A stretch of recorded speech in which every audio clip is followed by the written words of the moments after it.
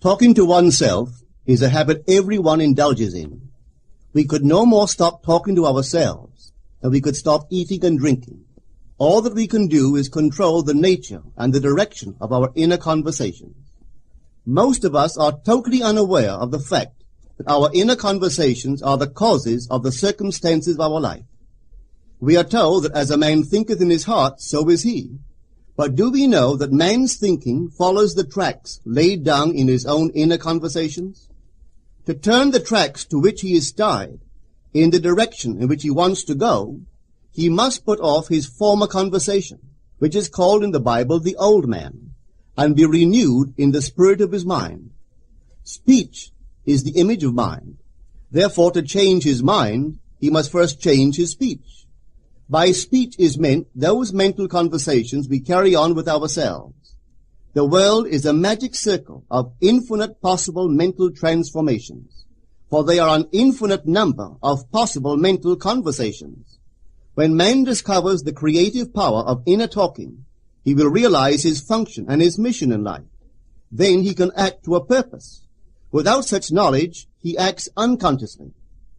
Everything is a manifestation of the mental conversations which go on in us without our being aware of them. But as civilized beings, we must become aware of them and act with a purpose. A man's mental conversations attracts his life. As long as there is no change in his inner talking, the personal history of the man remains the same.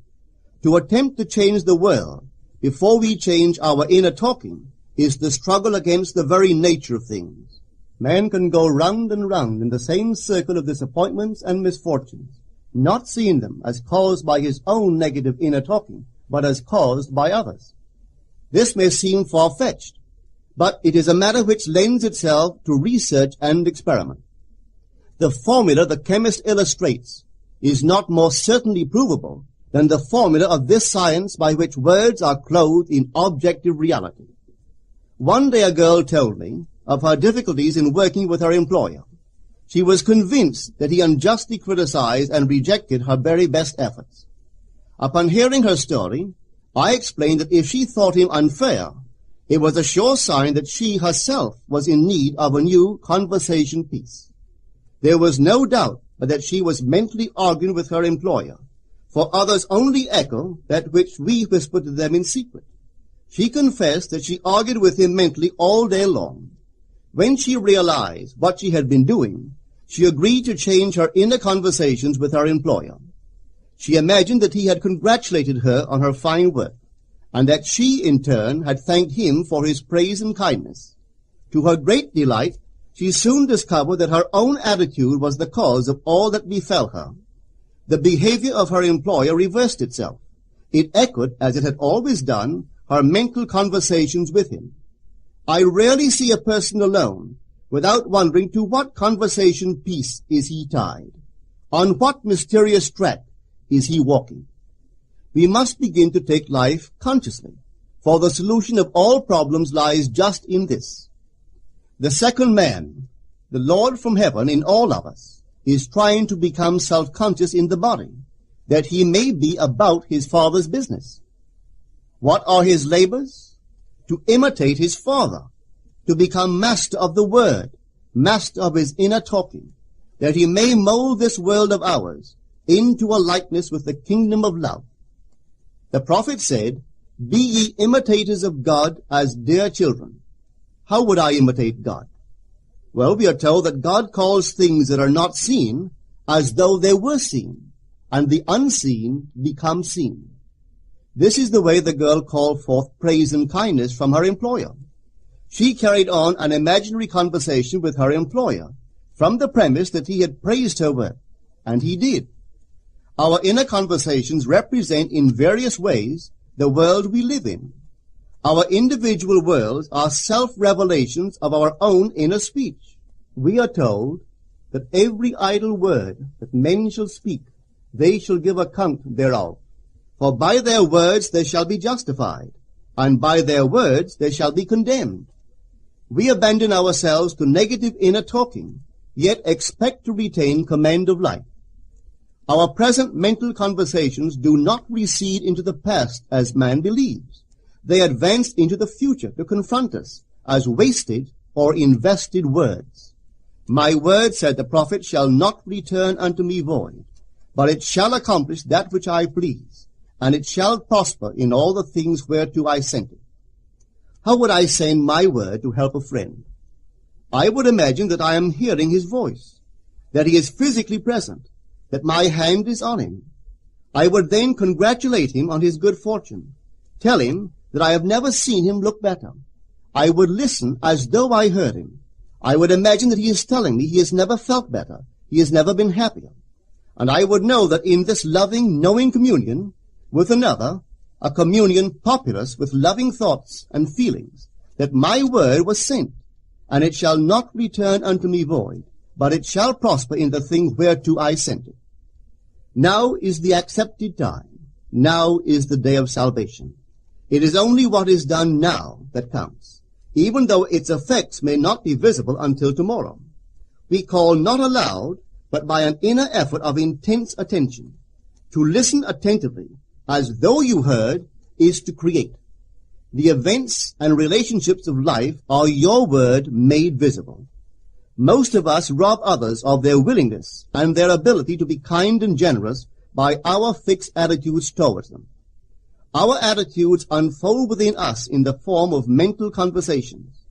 Inner talking from premises of fulfilled desire is the way to consciously create circumstances. Our inner conversations are perpetually outpictured all around us in happenings. Therefore, what we desire to see and hear without, we must see and hear within, for the whole manifested world goes to show us what use we have made of the word. If you practice this art of controlled inner speaking, you too will know what a thrill it is to be able to say, and now I have told you before it come to pass, that when it is come to pass, ye might believe. You will be able to consciously use your imagination to transform and channel the immense creative energies of your inner speech from the mental, emotional level to the physical level. And I do not know what limits, if any, there are to such a process. What is your aim? Does your inner talking match it? It must, you know. If you would realize your aim, for as the prophet asked, can two walk together except they be agreed? And of course the answer is no, they cannot. The two who must agree are your inner conversation and the state desired. That is, what you desire to see and hear without, you must see and hear within. Every stage of man's progress is made by the conscious exercise of his imagination, matching his inner speech to his fulfilled desire. As we control our inner talking, matching it to our fulfilled desires, we can lay aside all other processes. Then we simply act by clear imagination and intention. We imagine the wish fulfilled and carry on mental conversations from that premise. The right inner speech is the speech that would be yours were you to realize your ideal. In other words, it is the speech of fulfilled desire. Now you will understand how wise the ancient was when he told us in the Hermetica, there are two gifts which God has bestowed upon man alone, and on no other mortal creature. These two are mind and speech, and the gift of mind and speech is equivalent to that of immortality. If a man uses these two gifts rightly, he will differ in nothing from the immortals. And when he quits his body, mind and speech will be his guides, and by them he will be brought into the troop of the gods and the souls that have attained to bliss. With the gift of mind and speech, you create the conditions and circumstances of life. In the beginning was the Word, and the Word was with God, and the Word was God. The Word, said Hermes, is Son, and mind is Father of the Word. They are not separate one from the other, for life is the union of word and mind. You and your inner talking or word are one. If your mind is one with your inner conversation, then to be transformed in mind is to be transformed in conversation. It was a flash of the deepest insight that taught Paul to write, put off the former conversation, the old man, which is corrupt, and be renewed in the spirit of your mind. Put on the new man. Put on the new man, and be renewed in the spirit of your mind, is to change your inner conversation, for speech and mind are one. A change of speech is a change of mind. The prophet Samuel said, "The Lord spake by me, and his word was in my tongue." If the Lord's word was in the prophet's tongue, then the Lord's mouth that uttered the word must be the prophet's mind. For inner conversations originate in the mind and produce little tiny speech movements in the tongue. The prophet is telling us that the mouth of God is the mind of man, that our inner conversations are the word of God, creating life about us as we create it within ourselves. In the Bible you are told that the word is very near to you, in your mouth and in your heart, that you may do it. See, I have set before you this day life and good, death and evil, blessings and cursings. Choose life.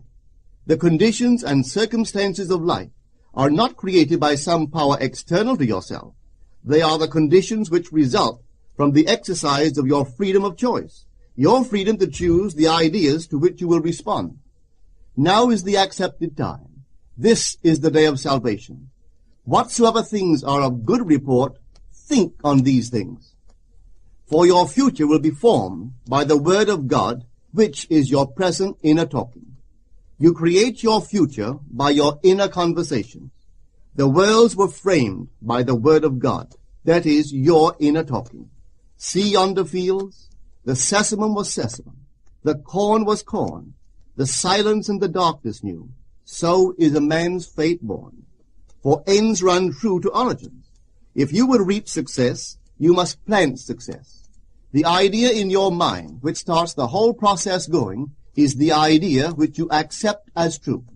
This is a very important point to grasp, for truth depends upon the intensity of imagination, not upon facts. When the girl imagined that her employer was unfair, his behavior confirmed her imagination. When she changed her assumption of him, his behavior reflected the change, proving that an assumption, though false, if persisted in, will harden into fact. The mind always behaves according to the assumption with which it starts. Therefore, to experience success, we must assume that we are successful. We must live wholly on the level of the imagination itself, and it must be consciously and deliberately undertaken. It does not matter if, at the present moment, external facts deny the truth of your assumption. If you persist in your assumption, it will become a fact. Signs follow. They do not precede. To assume a new concept of yourself is to that extent to change your inner talking or word of God, and is therefore putting on the new man. Our inner talking, though unheard by others, is more productive of future conditions than all the audible promises and threats of men. Your ideal is waiting to be incarnated, but unless you yourself offer it human parentage, it is incapable of birth. You must define the person you wish to be, and then assume the feeling of your wish fulfilled, in faith that that assumption will find expression through you. The true test of religion is in its use, but men have made it a thing to defend. It is to you that the words are spoken.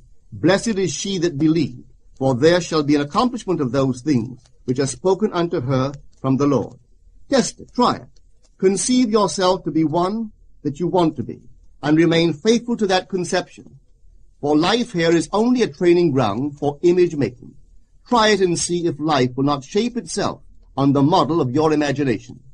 Everything in the world bears witness of the use or misuse of man's inner talking. Negative inner talking, particularly evil and envious inner talking, are the breeding ground of the future battlefields and penitentiaries of the world. Through habit, man has developed a secret affection for these negative inner conversations. Through them he justifies failure, criticizes his neighbors, gloats over the distress of others, and in general pours out his venom on all. Such misuse of the word perpetuates the violence of the world. The transformation of self requires that we meditate on a given phrase, a phrase which implies that our ideal is realized, and inwardly affirm it over and over and over again until we are inwardly affected by its implication, until we are possessed by it. Hold fast to your noble inner convictions or conversations. Nothing can take them from you but yourself. Nothing can stop them from becoming objective facts. All things are generated out of your imagination by the Word of God, which is your own inner conversation. And every imagination reaps its own words, which it has inwardly spoken. The great secret of success is a controlled inner conversation from premises of fulfilled desire. The only price you pay for success is the giving up of your former conversation, which belongs to the old man, the unsuccessful man. The time is ripe for many of us to take conscious charge in creating heaven on earth, to consciously and voluntarily use our imagination to inwardly hear and say only that which is in harmony with our ideal is actively bringing heaven to earth. Every time we exercise our imagination lovingly on behalf of another, we are literally mediating God to that one. Always use your imagination masterfully, as a participant, not an onlooker. In using your imagination to transform energy from the mental, emotional level to the physical level, extend your senses. Look and imagine that you are seeing what you want to see, that you are hearing what you want to hear, and touching what you want to touch. Become intensely aware of doing so. Give your imaginary state all the tones and feeling of reality. Keep on doing so until you arouse within yourself the mood of accomplishment and the feeling of relief. This is the active, voluntary use of the imagination, as distinguished from the passive, involuntary acceptance of appearances. It is by this active, voluntary use of the imagination that the second man, the Lord from heaven, is awakened in man. Men call imagination a plaything, the dream faculty, but actually it is the very gateway of reality. Imagination is the way to the state desired. It is the truth of the state desired, and the life of that state desired. Could you realize this fully, then would you know that what you do in your imagination is the only important thing. Within the circle of our imagination, the whole drama of life is being enacted over and over again. Through the bold and active use of the imagination, we can stretch out our hand and touch a friend 10,000 miles away and bring health and wealth to the parched lips of his being. It is the way to everything in the world. How else could we function beyond our fleshly limitations? But imagination demands of us a fuller living of our dreams in the present. Through the portals of the present, the whole of time must pass. Imagine elsewhere as here, and then as now. Try it and see. You can always tell if you've succeeded in making the future dream a present fact by observing your inner talking. If you are inwardly saying what you would audibly say, were you physically present and physically moving about in that place, then you have succeeded. And you could prophesy from these inner conversations and from the moods which they awaken within you what your future will be. For one power alone makes a prophet, imagination, the divine vision. All that we meet is our word made visible, and what we do not now comprehend is related by affinity to the unrecognized forces of our own inner conversations and the moods which they arouse within us. If we do not like what is happening to us, it is a sure sign that we are in need of a change of mental diet. For man, we are told, lives not by bread alone, but by every word that proceeds from the mouth of God. And having discovered the mouth of God to be the mind of man, a mind which lives on words or inner talking, we should feed into our minds only loving, noble thoughts. For with words or inner talking we build our world. Let love's lordly hand raise your hunger and thirst to all that is noble and of good report, and let your mind starve ere you raise your hand to a cup love did not fill, or a bowl love did not bless, that you may never again have to say, "What have I said? What have I done?" O all-powerful human word.